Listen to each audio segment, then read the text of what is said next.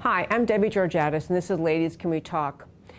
I bet every one of you has been hearing stories in the news about all of the uproar on America's college campuses. I have a lot of things I'd like to say about that, but I want to start by telling you about a Vanderbilt University law professor named Carol Swain.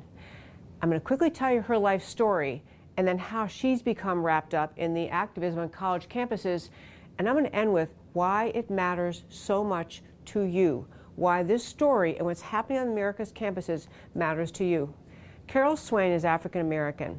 She grew up in rural Virginia. She was the second child in a family of 12. They were, literally speaking, dirt poor.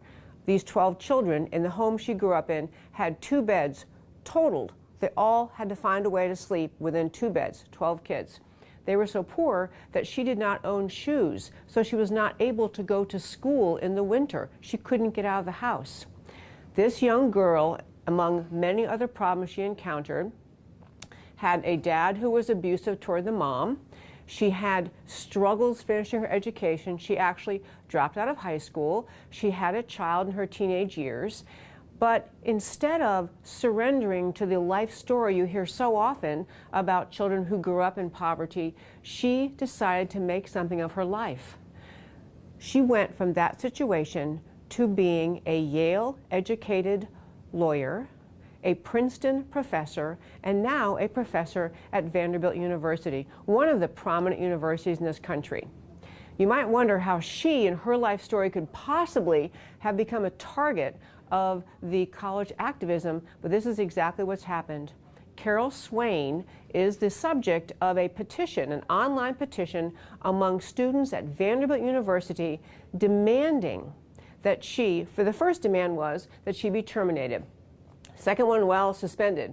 Then it was suspended if she can't change what she's doing. She can't change her ways. So what do you think Carol Swain has done that has so offended the combined LGBT, Black Lives Matter, a whole host of liberal side activists within the college campus? I'll tell you what she did. Number one, she's devoutly Christian. I will say she's not really politically conservative, she's not Republican, but she's very Christian. Secondly, shortly after the Charlie Hebdo attacks in Paris, the attacks by radical jihadists on the Charlie Hebdo magazine in January of 2015, when I believe it was 12 people were killed. It was a horrific attack.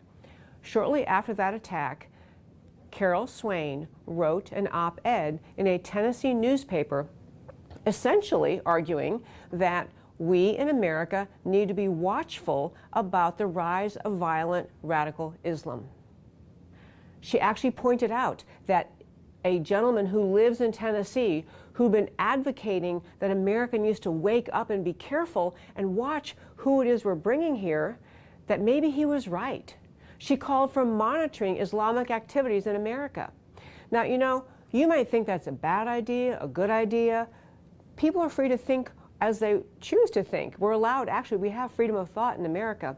But what the Vanderbilt students are saying is, she's not allowed to say those things because I am offended. This I'm offended by someone else's opinions, so I get to shut them down, is the basic message of much of the activism on America's campuses today. What those kids are telling you is, I'm entitled to never be offended. I think it's offensive what she suggested. Instead of having a dialogue, instead of coming back and saying, gee, that seems extreme, why don't we try this? There is no sense on the part of all these students attacking her of saying, we ought to have a dialogue. This is America. There's no sense that she has the right to speak. So I will tell you something interesting, too, about her. She happens to be right now on a break, a sabbatical. She resumes teaching at Vanderbilt in January, this coming January. And I noticed online a story about her classes, her most popular classes. They are 95% filled. What that tells you is a lot of students on this campus like her. They want to take her courses.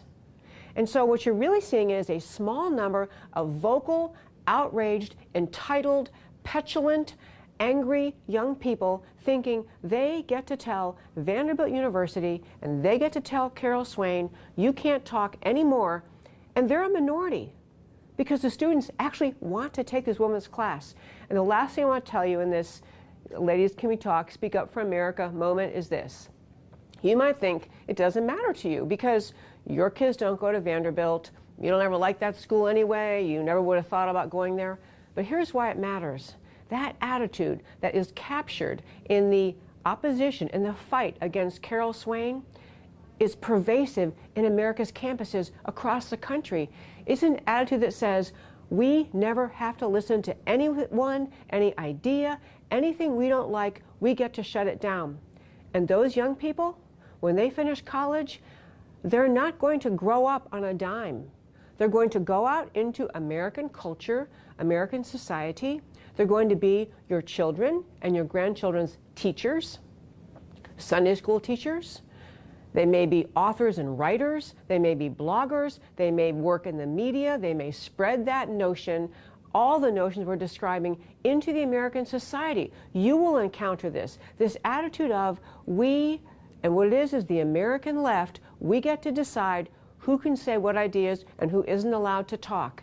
And that is going to fundamentally transform America in a very bad way. America, among the beautiful ideas of its founding, was actual freedom of speech, freedom of speech, freedom of assembly, freedom of religion, freedom to love your religion, to speak it, to share it, freedom to criticize other ideas you don't like. This is part of the whole precious American dream, the whole precious First Amendment. And that's why it matters to you. What happens to Carol Swain matters to you. This is Debbie Georgatos, and Ladies Can We Talk. I really hope you'll tune into my radio show, which is also called Ladies Can We Talk. It's on Sunday evenings from 6 to 8 p.m. on 660 AM The Answer in North Texas. It's available online around the country. Just go to ladiescanwetalk.org, my website, and click on the link, and you can listen to the show live. You can listen to all of the old podcasts. And I just, before doing this tape this morning, just got a reply email from Carol Swain. She'll be on my show coming up in December, one of the Sundays in December. So you get to hear from her, her story, her thinking.